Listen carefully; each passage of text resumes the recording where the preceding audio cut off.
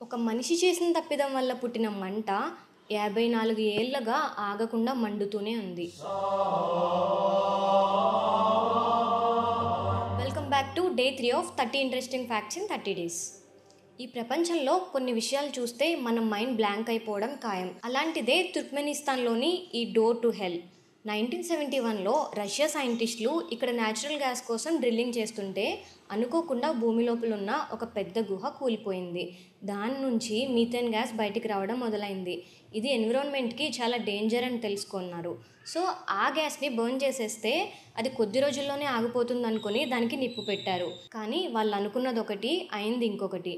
ఆ రోజున వాళ్ళు పెట్టిన చిన్న నిప్పు ఇప్పటికీ అంటే 54 ఇయర్స్ నుంచి ఆగకుండా మండుతూనే ఉంది. ఈ భయంకరమైన దృశ్యాన్ని చూడటానికి ప్రపంచ నలుమూలల నుంచి టూరిస్టులు వస్తుంటారు. ఈ ప్లేస్ని అఫీషియల్గా దర్వాజా గ్యాస్ క్రేటర్ అని పిలుస్తారు.